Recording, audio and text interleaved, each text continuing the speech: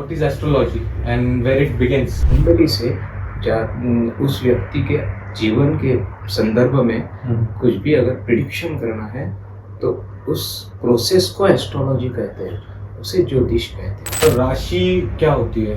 राशि मेष से लेकर मीन तक होती है, 12 राशियां होती है। कोई अगर राहु के पीड़ित चल रहा हो, जो वीडियो देख रहा है, उनके लिए कोई मंत्र चांट वगैरह कुछ? अगर राहु से कुछ तकलीफ है तो बहुत सारे उपाय हैं, लेकिन अगर शिव जी की उपासना कर सके तो उनको रिलीफ मिल सकता है। तो लोग फ्यूचर जानने के लिए क्यों आते हैं? क्यों इतने क्यूरियस होते हैं लोग कि फ्यूचर उनको जानना रहता है? जो घटनाएं हैं वो अगर अशुभ है तो उनकी तीव्रता कम करने में मदद मिलेगी, अगर शुभ है तो शुभता की तीव्रता बढ़ के आपको मिलेगी, अच्छी चीज़ें ज़्यादा मिलेंगी। नमस्कार, आज के इस वीडियो में हमारे साथ जुड़ चुके हैं विनोद डोंगावकर जी, जो कि मेरे मामा हैं और बहुत बड़े एस्ट्रोलॉजर हैं। उनको 10 साल का एक्सपीरियंस है एस्ट्रोलॉजी में और ये पॉडकास्ट बहुत इंटरेस्टिंग हुआ है। शूट करते वक्त मुझे खुद पता चला है कि ये सब भी चीज़ें होती है। मुझे बेसिक मुझे पता था, बट पॉडकास्ट में बहुत थोड़ा और एडवांस लेवल पे मुझे पता चला। तो आप भी इंजॉय करेंगे, आप भी थोड़ा सा लर्निंग लेंगे ये पॉडकास्ट से, आई होप। और let's get into the video.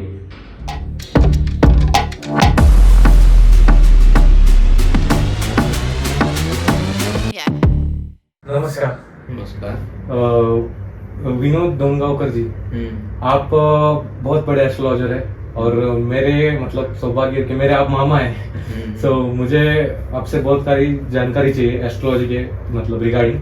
पहला क्वेश्चन मेरा ये है कि what is astrology and where it begins, मतलब स्टार्ट कहाँ से हुआ और क्या है एस्ट्रोलॉजी, मतलब जनरल ऑडियंस के लिए, पहली बार जो देख रहे हैं उनके लिए। किसी भी व्यक्ति के जन्म के समय आकाश में ग्रहों की, राशियों की, नक्षत्र की जो स्थिति होती है उसका जो मैप है वो कुंडली कहलाती है, और उस कुंडली से उस व्यक्ति के जीवन के संदर्भ में कुछ भी अगर प्रिडिक्शन करना है तो उस प्रोसेस को एस्ट्रोलॉजी कहते हैं, उसे ज्योतिष कहते हैं। आजकल के ऑडियंस के लिए मैं बता देता हूँ कि जो वक्त पे पैदा होते हैं, जो डेट पे पैदा होते हैं, उसका जो जब स्काई का स्क्रीनशॉट टाइप रहता है जी, और उसको आप स्टडी करते हो। जी जी। सो आप कैसे स्टडी करते हो और उसको ब्रेक डाउन कीजिए, कि जरा एस्ट्रोलॉजी को ब्रेक डाउन कीजिए। जी जी। पहली बात यह है कि 9 ग्रह है, 12 राशियां हैं, 12 भाव है, इन सब से कुंडली का निर्माण होता है। उस कुंडली में कौन सा ग्रह किस राशि में कौन से भाव में बैठा है, वो अन्य ग्रहों के साथ कौन से योग कर रहा है, और उसी समय आपके कुंडली के महादशा, अंतरदशा जो कि चंद्रमा से निकाली जाती है वो कौन सी है, इन सब का विचार करके जो फलित निकाला जाता है। तो ये प्रोसेस है, ये समझने में थोड़ी देर लगती है, लेकिन ये अगर समझ जाए तो किसी भी व्यक्ति के बारे में हम लोग बहुत सी चीज़ें प्रिडिक्ट कर सकते हैं। ओके। और राशि क्या होती है? राशि जो आकाश में 12 राशियों की परिस्थिति है वो इस वजह से है कि 360 डिग्री 12 राशियों के लिए है, तो उसके अंदर 30 डिग्री की एक राशि है। तो ऐसे 30 डिग्री की 12 राशियाँ यानी 360 डिग्री। तो राशि मेष से लेकर मीन तक होती है, 12 राशियाँ होती है। मेष राशि, वृषभ राशि, मिथुन राशि, कर्क राशि, सिंह राशि, कन्या राशि, तुला राशि, वृश्चिक राशि, धनु राशि, मकर राशि, कुंभ राशि और मीन राशि। 12 राशियां हैं। राशियां शरीर के अलग अलग अंगों पे भी प्रभाव डालती है और जो व्यक्ति है व्यक्ति के जीवन पे भी प्रभाव डालती है। मेरी राशि क्या है ये कैसे पता चलता है? सेम डेट और टाइम से पता चलता है, कुछ अलग इसका कैलकुलेशन होता है? जी नहीं, हिंदू पंचांग के अनुसार आपका जन्म जिस दिन हुआ है उस दिन चंद्रमा कौन सी राशि में स्थित है वह आपकी जन्म की राशि कहलाती है। एस्ट्रोलॉजी और न्यूमरोलॉजी होती है, वो अलग है होती दोनों या फिर एक ही होती है, मतलब सिमिलर होता है? जी नहीं, एस्ट्रोलॉजी जो कुंडली का शास्त्र है वो बहुत अलग है और न्यूमरोलॉजी वो अंक शास्त्र है वो अलग है। अगर कोई एस्ट्रोलॉजी में कुंडली के शास्त्र में अगर पारंगत है तो वो उसी विषय में ज़्यादा लोगों से बात कर सकता है, और जो अंक शास्त्र के विद्वान हैं वो उस विषय में बात करेंगे। और एस्ट्रोलॉजी जो है मतलब मुझे इन डिटेल जानना था कि एस्ट्रोलॉजी शुरू कब हुआ और किस चीज़ से मतलब उसको स्टार्ट किया गया, वेदास या फिर मतलब ग्रंथास, किससे चीज़ आई है एस्ट्रोलॉजी स्टार्ट? बहुत पहले ऋषि मुनियों के समय से एस्ट्रोलॉजी यूज होते आ रही है भारत में। एग्जैक्ट मैं तो नहीं कह सकता, लेकिन बहुत पुराना ये शास्त्र है। और पहले भी जब कोई इंस्ट्रूमेंट्स नहीं थे ग्रहों की गति जानने के वगैरह, वो तो अब लेटेस्ट आए, उस समय भी ग्रह, नक्षत्र, राशियाँ, इनकी एक्यूरेट जो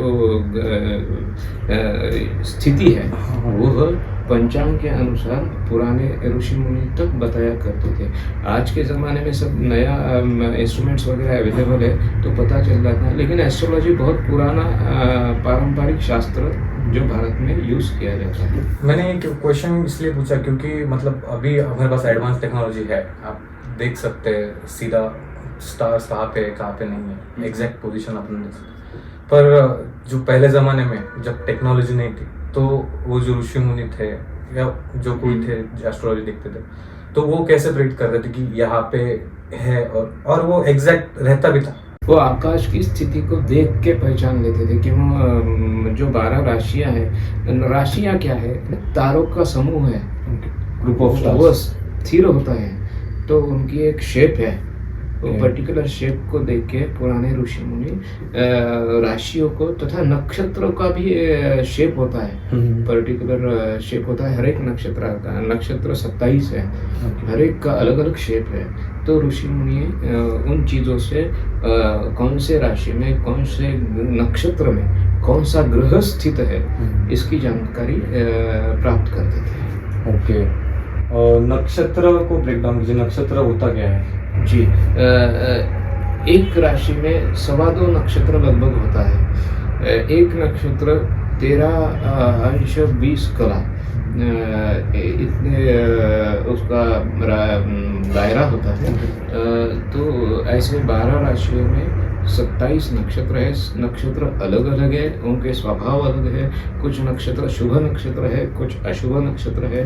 नक्षत्रों के नाम अगर देखा जाए तो पहला नक्षत्र अश्विनी है, फिर भरणी है, फिर कृत्तिका है, फिर मृग है, फिर रोहिणी है, फिर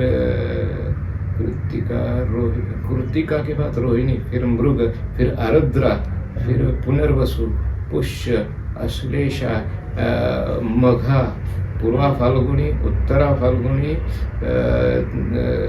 हस्त, चित्रा, स्वाति, फिर आएगा आपका विशाखा, फिर अनुराधा, फिर ज्येष्ठा, फिर मूल, फिर पूर्वाषाढ़ा, फिर उत्तराषाढ़ा, फिर आएगा उत्तराषाढ़ा के बाद श्रवण, फिर धनिष्ठा, फिर पूर्वा भाद्रपदा, नहीं, फिर धनिष्ठा के बाद शततारका, फिर पूर्वा भाद्रपदा, फिर उत्तरा भाद्रपदा, फिर रेवती। ये 27 नक्षत्र है। इन सब के स्वभाव अलग है। जैसे कि कृत्तिका नक्षत्र है, अगर एक नक्षत्र के बारे में सोचा जाए तो ये क्रूर नक्षत्र है। इस पे अगर किसी कोई कुंडली में पाप ग्रहों के योग हो तो उस जातक के, उस व्यक्ति के बारे में जो फलित है वो तीव्रता से दिखाई देता है, आप पहचान जाएंगे, आप उसको प्रेडिक्ट कर सकते हैं कॉन्फिडेंटली। वैसे ही शुभ नक्षत्र अश्विनी है, फिर पूर्वा है, ऐसे बहुत से अलग अलग स्वभाव है। नक्षत्रों के वजह से बहुत फलित में फर्क होता है। और राशिज होते हैं, उसके बाद नक्षत्र, और उसके बाद भी है सूक्ष्मता है। नक्षत्र में 4 चरण होते हैं, पहला, दूसरा, तीसरा, चौथा। अब चारों चरण के अगर बहुत सूक्ष्मता में जाए तो चारों चरणों के स्वभाव अलग अलग होते हैं, फलित अलग अलग होते हैं। आप सोच सकते हैं कि एक राशि है, राशि में मेष राशि है, मेष राशि में भरणी नक्षत्र है। भरणी नक्षत्र के 4 चरण हैं, तो वो चारों चरणों में अलग अलग ग्रह फलित करेगा। बहुत सूक्ष्मता से अगर जाया जाए तो वो फलित में फर्क आप समझ सकते हैं। तो राहु केतु के बारे में बता दीजिए कि लोग बहुत बात करते हैं कि राहु केतु वगैरह लग गया है तो कुछ अलग होता है, मतलब मैंने बहुत सुना है ऐसा कि राहु केतु वगैरह। पहली बात, राहु केतु यह ग्रह नहीं है। ओके। पृथ्वी और चंद्रमा, इनके जो सूर्य को जो प्रदक्षिणा करते हैं, तो उनके जो छेदन बिंदु है, कक्षाओं के छेदन बिंदु है, उन बिंदुओं को राहु और केतु नाम दिया गया है। फलित यह ग्रह जैसे ही देते हैं। अगर रफली समझना है तो राहु शनि के समान फलित देता है, केतु मंगल के समान फलित देता है। दोनों का ग्रह है, लेकिन बहुत फर्क है शनि, मंगल और राहु केतु के फलित में। राहु अगर खराब हो, किसी घर में हो जो कि नहीं होना चाहिए, तो बहुत सारी ऐसी परेशानियां सामने आती है जिनका समाधान नहीं मिल सकता। जैसे कि कोई रोग है, कोई अच्छा, जो जहरीले प्राणी होते हैं उनके भी संबंध में राहु आता है, तो उनके वजह से होने वाले तकलीफें हो, यह सब राहु दर्शाता है। केतु अगर अच्छा है तो अध्यात्म में बहुत अच्छा है, अध्यात्म में व्यक्ति की प्रगति होगी, लेकिन वह भी अगर खराब स्थिति में है तो जो ऐसी परेशानी आती है, जो क्योंकि ये ग्रह नहीं है, छेदन बिंदु है, भ्रम है, इसलिए भ्रम की वजह से दुख इन दोनों ग्रह का एक समान फलित हो सकता है, लेकिन केतु मंगल के समान फलित दे सकता है और राहु शनि के समान। ओके। और कोई अगर राहु के पीड़ित चल रहा हो, जो वीडियो देख रहा है, उनके लिए कोई मंत्र चांट वगैरह कुछ आप बता सकते हो, एक टेम्पररी सोल्यूशन टाइप? जी, पहली बात तो यह है कि आपके ग्रह में, आपके कुंडली में अगर कोई योग है तो वो योग है, वो घटना घटे के ही रहेगी। हाँ, जो उपाय है उससे उस घटना की तीव्रता को हम लोग कम कर सकते हैं। ओके। ज्योतिष कभी भी घटना को नहीं बदल सकता। ओके। अगर राहु से कुछ तकलीफ है तो बहुत सारे उपाय है, लेकिन अगर शिव जी की उपासना कर सके तो उनको रिलीफ मिल सकता है। शिव जी के भक्तों, शिव जी की उपासना स्टार्ट कर दो, आपका राहु चला जाएगा, और चला नहीं जाएगा, कम हो जाएगा। और नेक्स्ट क्वेश्चन ये था कि मंगल और जो शनि होता है उसको भी एक्सप्लेन कर दीजिए, जैसे आपने राहु केतु को किया है। जो दोनों अलग स्वभाव के ग्रह हैं। हाँ, एक एक करके। मंगल जो है वो तीव्रता से फल देने वाला एक ग्रह है, और शनि है वो बहुत धीरे धीरे फल, मतलब संत गति से फलित होने वाला ग्रह है। पेशेंस टेस्ट करता है। हाँ, शनि आपका पेशेंस टेस्ट करेगा, मंगल झटके से कोई रिजल्ट दे देगा अगर उसके संबंध में कोई घटना है तो। अब ज़्यादातर मंगल की स्थिति शादियों के बारे में लोग सोचते हैं, शादी के संबंध में अगर मंगल है तो तकलीफ होगी, इस वजह से मंगल को सोचा जाता है। लेकिन कुछ हद तक यह सच भी है कि मंगल अगर विवाह स्थान से संबंधित है तो विवाह के संबंध में अड़चनें निर्माण होती है, तकलीफ़ें होती है। जैसे एक तो शादी पक्की होने में तकलीफ़ें होती है, फिर हुई भी तो शादी के बाद एक दूसरे से मतभेद हो सकते हैं। ऐसी सिचुएशन में अगर मंगल का जाप किया जाए विधि पूर्वक संकल्प से, तो इससे बहुत हद तक आपको मुक्ति मिलती है परेशानियों से।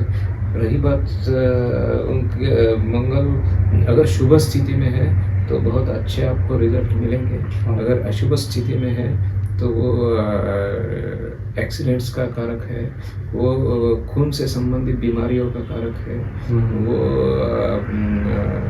हीट से संबंधित बीमारियाँ, खून से संबंधित बीमारियाँ, इस तरह के रिजल्ट्स दे सकता है। रही बात शनि की, शनि जो है खासकर हम लोग साढ़े साथी के दौरान शनि के बारे में सोचते हैं। शनि आपके कर्मों का फल देने वाला है, तो खासकर चंद्रमा से 12वीं राशि में चंद्रमा पर या चंद्रमा से दूसरे स्थान में जब शनि का भ्रमण होता है तो 7.5 का पीरियड होता है। शनि दुख का कारक है, कर्मों का आपको फल देने वाला ग्रह है। अगर आपने पीछे अच्छे कर्म किए हैं तो आपको 7.5 से या शनि के अशुभ फल से कोई डरने की बात नहीं है। उल्टा कई लोगों को 7.5 में भी बहुत अच्छी तरह से प्रगति या लाभ होते हुए हमने देखा है। और मैंने एक आर्टिकल पढ़ा था, उसमें कुछ 7.5 तो 7.5 ईयर्स अपना चलता है, और एक जो देखा मैंने 18 ईयर्स कुछ तो भी चलता है, वो क्या होता है? 18 ईयर्स दशा होता है, अच्छा। महादशा। शनि की महादशा 19 ईयर्स होती है। इस राहु की नहीं, गुरु की 16 ईयर्स है। ऐसे अलग अलग ग्रहों की महादशा है। महादशा का पीरियड 18 साल, 20 साल, 19 साल, इस तरह से अलग अलग हो सकता है। शायद वो आपने देखा। हाँ, मैं वही पढ़ रहा था तो। और 7.5 के बारे में थोड़ा बता दीजिए, और ऑडियंस को थोड़ा सा मतलब कुछ मंत्र वगैरह, जाप कौन से भगवान की पूजा करना चाहिए कि जो कम करे उस तनाव को, या फिर जिसका चल रहा है अभी। बेसिकली 7.5 कौन से भाव में चंद्रमा स्थित है लग्न कुंडली में, उस हिसाब से अगर देखा जाए तो आपको अच्छे से समझ सकते हैं 7.5 में आपको कौन से भावों के बारे में सुख दुख मिल सकता है। समझो चतुर्थ स्थान में है तो चतुर्थ स्थान माँ का स्थान है, घर का स्थान है, तो वो उसके बारे में ज़्यादा आपको फल मिलेंगे। थर्ड हाउस छोटे भाई का स्थान है।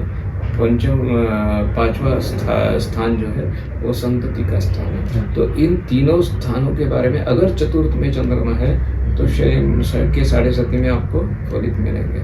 ऐसा ही 7.5 है अगर शनि तुला या वृषभ राशि है या तुला या वृषभ लग्न है तो शनि की 7.5 आपको बहुत अच्छे फल देगी। आपको दुख नहीं सुख मिलेगा, क्योंकि वो शनि के लिए अच्छी राशियाँ है, पॉजिटिव रिजल्ट देने वाली राशियाँ है। 7.5 में क्या किया जाए? जनरली 2 उपाय भी अगर कर ले तो बहुत सा आपको रिलीफ मिल सकता है। एक तो हनुमान जी का दर्शन, हनुमान चालीसा का पाठ, और हर शनिवार को दान, ये 2-3 चीज़ें आप अगर किए तो आपको 7.5 में बहुत सा रिलीफ मिल सकता है।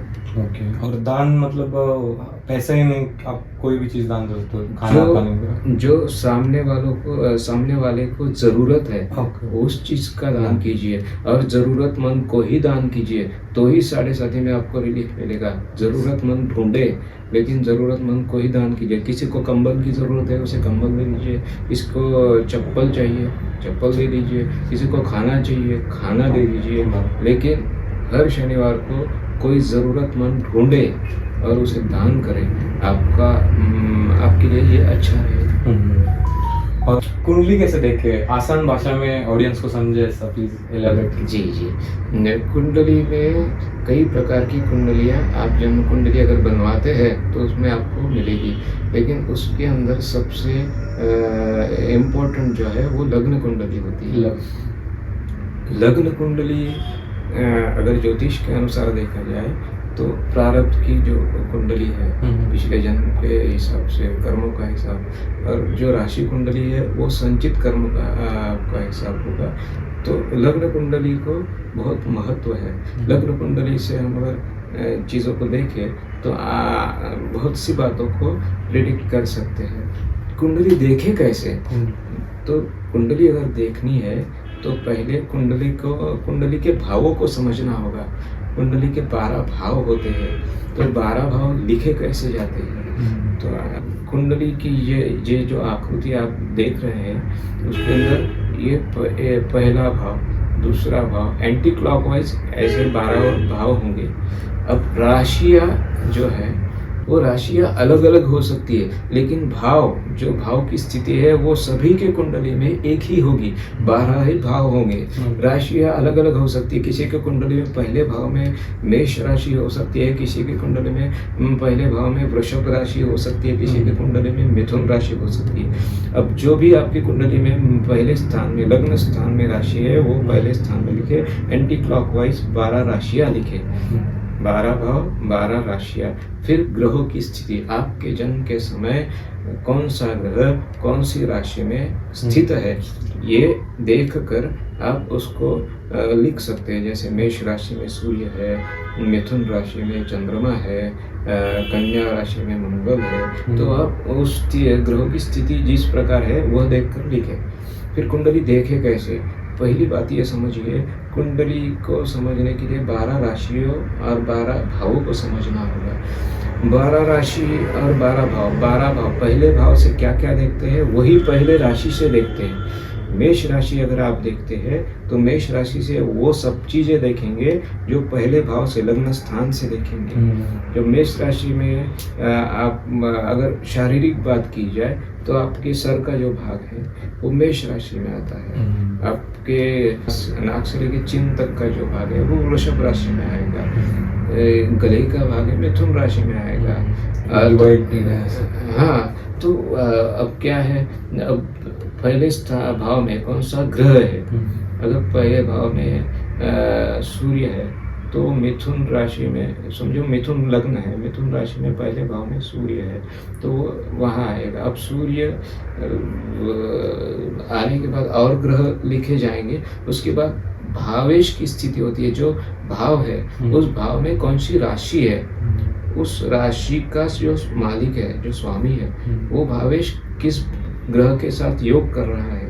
और ये टीम वर्क है।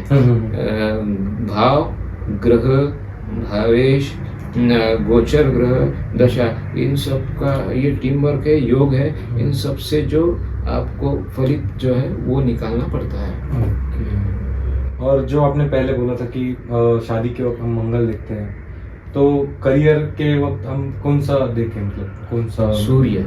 सूर्य को देखना बहुत ज़रूरी है। दशम भाव, छठा भाव, अगर आप जॉब के बारे में सोच रहे हैं तो छठा भाव इम्पोर्टेंट है। अगर आप व्यवसाय या बिजनेस के बारे में सोच रहे हैं तो दशम भाव इम्पोर्टेंट है।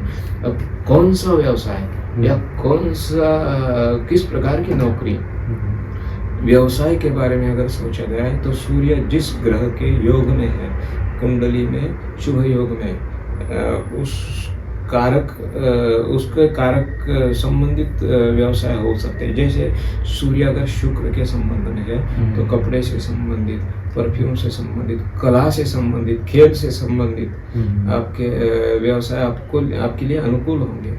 वैसी ही स्थिति अगर नवमांश में भी है, सूर्य अगर शुक्र के साथ है तो इन्हीं चीज़ों का आप व्यवसाय कर सकते हैं। वही अगर सूर्य गुरु के साथ है तो आप अच्छे टीचर हो सकते हैं। पंचम भाव, दशम भाव संबंध है, टीचर के योग होते हैं। छठा भाव, दशम भाव अगर संबंधित है तो अगर कोई व्यक्ति ऐसे होते हैं दोनों चीज़ें एक साथ करते हैं, नौकरी के साथ साथ बिजनेस भी करते हैं, तो उनकी दशा देखनी होती है। अगर दोनों भावों से संबंधित दशा है एक, तो वो कई लोग जो एक साथ नौकरी और बिजनेस करते हैं वो कर सकते हैं। तो अगला सवाल ये कि एस्ट्रोलॉजी और हेल्थ ये रिलेटेड है, और मेंटल हेल्थ जो आजकल के बच्चों में देखी जा रही कि बहुत डिप्रेसिंग रहते हैं आजकल के बच्चे, तो मतलब डिप्रेसिंग ही रहते हैं, तो अब सोल्यूशन है कि उसको कुछ, क्या आप चार्ट में दे सकते हैं कि किसी को होगा या नहीं होगा, इन फ्यूचर प्रेडिक्ट कर सकते हैं, ऐसा कुछ? जी, आपने बहुत अच्छा सवाल पूछा है। एस्ट्रोलॉजी और हेल्थ एक बहुत गहरा संबंध है। अगर सच में देखा जाए तो मेडिकल एस्ट्रोलॉजी एक अलग ही ब्रांच है एस्ट्रोलॉजी में, उसमें केवल हेल्थ के बारे में सोचा गया है। एस्ट्रोलॉजी और हेल्थ इसमें अगर देखा जाए तो ग्रहों की स्थिति, भावों की स्थिति को देखकर, ग्रह के योगों को देखकर हम लोग बहुत कुछ पहले प्रिकॉशन ले सकते हैं बीमारी होने से पहले, और कई बार तो बच सकते हैं। तो छठा भाव कुंडली का जो होता है उसके अंदर की ग्रह कौन से हैं, षष्ठेश, जिन ग्रहों से युक्त है या जिन ग्रहों के साथ योग कर रहे हैं और उनके संबंधित दशाएं अगर आए तो उससे संबंधित बीमारी उस व्यक्ति को उस समय हो सकती है। अगर ग्रहों की बात की जाए तो ग्रहों के अलग अलग कारकत्व है, जैसे सूर्य है, सूर्य हृदय का कारक है, सूर्य तेज का कारक है, सूर्य बोन्स का कारक है बॉडी में। अगर चंद्रमा की बात की जाए तो चंद्रमा कुछ हद तक रक्त का मन का कारक है, फिर मंगल ब्लड का कारक है, बुध अगर बात की जाए तो वो ब्रेन का कारक है, ब्रेन से संबंधित बातें, पेट से संबंधित बातें, फिर गुरु अगर देखा जाए तो वो लीवर से संबंधित बातें, फिर शुक्र है तो शुक्र सेक्सुअल जो बीमारियां हो सकती है उससे संबंधित अगर उस स्थान में है, खराब है, या फिर शुक्र है छठे स्थान से संबंधित या फिर षष्ठेश से संबंधित, या वो राशि स्वामी होकर छठे 8वें 12वें भाव में बैठा है, लग्नेश होकर छठे 8वें 12वें भाव में बैठा है, अशुभ योग में है, तो ज़्यादातर डायबिटीज़ होने की योग होते हैं। ऐसे योग में उस व्यक्ति को डायबिटीज़ हो सकता है। फिर शनि है, शनि पैर से संबंधित, पूरे पैर पे शनि का प्रभाव होता है। ये हुई ग्रहों की बात। उसी तरह भाव की बात, पहला भाव सर के ऊपर प्रभाव डालता है, दूसरा भाव चिन्ह तक प्रभाव डालेगा, तीसरा भाव गले पे, चौथा भाव आपकी छाती पे, पांचवा भाव रीढ़ की हड्डी है, छठा भाव पेट है, सातवां भाव पेट से नीचे वाला जो भाग है वो है, आठवां भाव पीछे का जो भाग है आप शरीर में पीठ के नीचे। तो ऐसा अलग अलग भाव है, मीन राशि तक वो भाव अलग अलग कारकत्व है। फिर अगर समझो शुक्र मेष या अगर वृषभ राशि है या फिर तुला राशि है, ऐसी स्थिति में अगर शुक्र खराब है, शुक्र छठे भाव में, 8वें भाव में, 12वें भाव में अशुभ स्थिति में है, तो आपको शुगर चेक करनी चाहिए। शुगर है तो उसके लिए आपको उपाय लेने चाहिए। अगर शुक्र खराब है वृषभ या तुला राशि होकर, या लग्नेश शुक्र है, तो फिर आपको ब्लड शुगर के बारे में सोचना चाहिए या फिर उसके बारे में प्रिकॉशंस लेने चाहिए। अब दूसरी बात, जो यंग जनरेशन है उनके अंदर जो मानसिक स्थिति बिगड़ रही है, उसके लिए कुंडली में चंद्रमा, शुक्र और बुध, ये 3 ग्रह हैं, उनकी स्थिति अगर अच्छी नहीं है तो मानसिक जो हेल्थ है वो खराब हो सकती है। तो पहले वो चेक करें एक अच्छे ज्योतिष के पास जाकर, अगर नहीं है तो उसके लिए अगर कुछ ज्योतिष उपाय किए जाए तो मानसिक स्थिति सुधारी जा सकती है।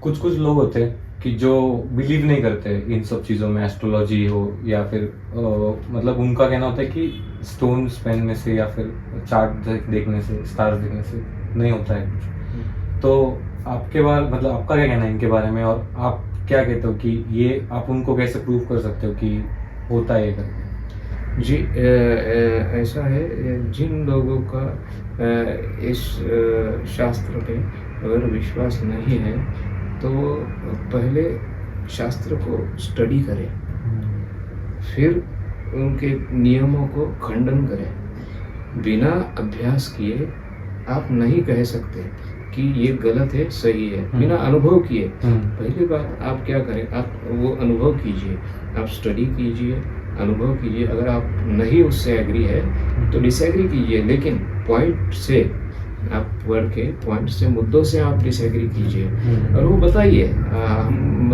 स्वीकार करने को तैयार हैं। हाँ, दूसरी बात, ज्योतिष माने या ना माने, जो उनकी ग्रह स्थिति के अनुसार उनको फलित होना है, प्रारब्ध मिलना है, वो मिलना ही है, वो चेंज नहीं होगा।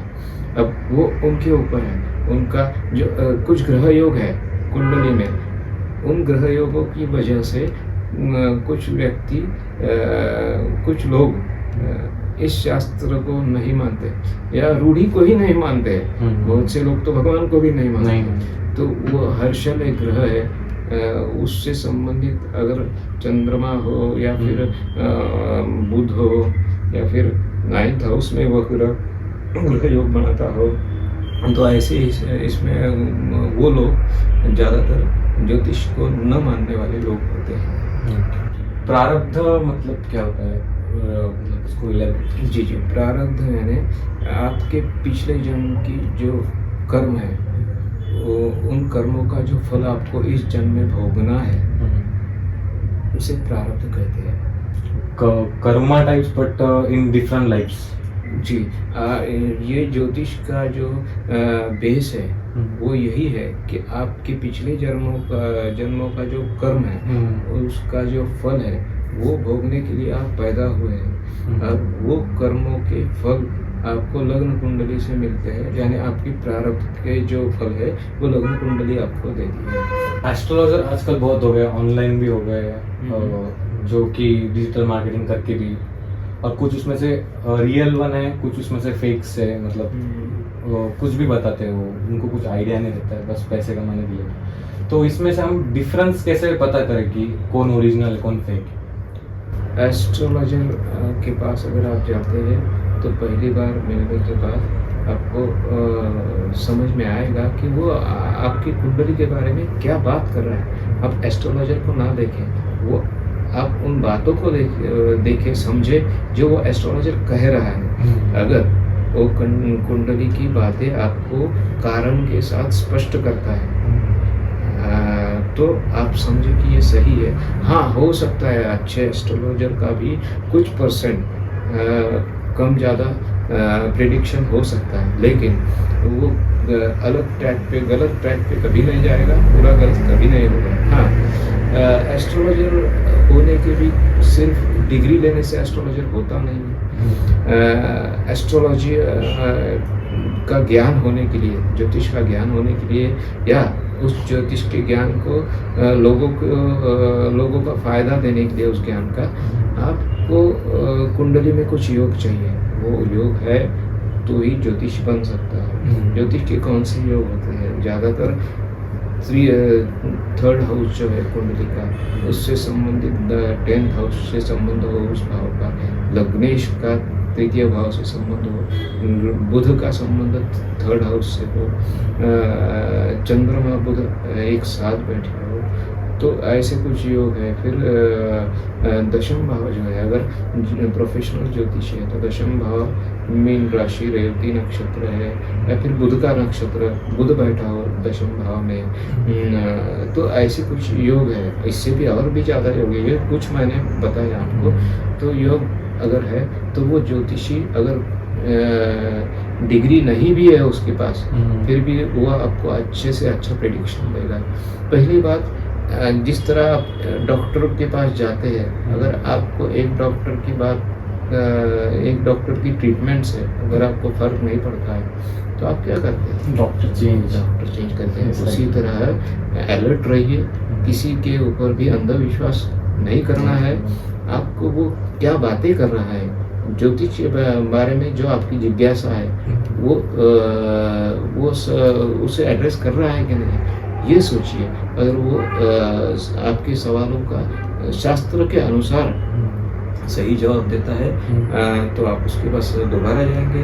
अगर मैंने जिस तरह कहा डॉक्टर का आपको ये नहीं हुआ तो आप दूसरे डॉक्टर के पास, उसी तरह दूसरे ज्योतिष के पास जाइए। लेकिन जब आपको एक ज्योतिष कोई ऐसा मिल जाए, वो 70-80% भी क्यों ना हो, लेकिन प्रिडिक्शन उसका सही जा रहा है, वो आपके सवालों का शास्त्र के आधार के साथ उत्तर दे रहा है, तो आप फिर उसे कंटिन्यू कर सकते हैं। ओके। और एक क्वेश्चन था कि what is the purpose of astrology, मतलब लोग क्यों आते हैं एस्ट्रोलॉजर को पूछने। और एक इसमें ऐड करना चाहूँगा कि आपने थोड़ी देर पहले बोला कि astrologer can't change the things, मतलब आप फ्यूचर बता सकते हो किसी को but you can't change it. So लोग फ्यूचर जानने के लिए क्यों आते हैं, क्यों इतने क्यूरियस होते हैं लोग कि फ्यूचर उनको जानना रहता है? जी, कुंडली में कुछ ऐसे योग होते हैं, कुछ ऐसे ग्रह होते हैं जो जिनसे संबंधित अगर महादशा अंतर्दशा चल रही है तो आप जो ज्योतिष के अनुसार जो उपाय किए अगर करेंगे तो आपको जो घटनाएं हैं वो अगर अशुभ है तो उनकी तीव्रता कम करने में मदद मिलेगी। अगर शुभ है तो वो शुभता की तीव्रता बढ़ के आपको मिलेगी, अच्छी चीज़ें ज़्यादा मिलेंगी। तो ऐसा है, तो इसीलिए अगर ज्योतिष के पास कोई जाता है तो सिर्फ ये बात नहीं है कि मेरा आगे का प्रेडिक्शन क्या है, उसमें चेंज ज्योतिष नहीं कर सकता, जो है वो घट के ही रहेगा। लेकिन ज्योतिष उस बात की तीव्रता को, अच्छाई को बढ़ा के और अच्छाई मिलेगी।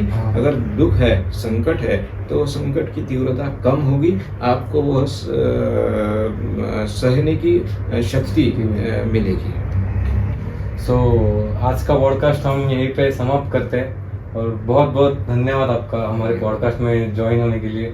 और मुझे मतलब होप है कि आप फिर से हमारे पॉडकास्ट पे आएंगे और फिर से हम पॉडकास्ट करेंगे अगली बार भी, नेक्स्ट टाइम भी। और थैंक यू वेरी मच।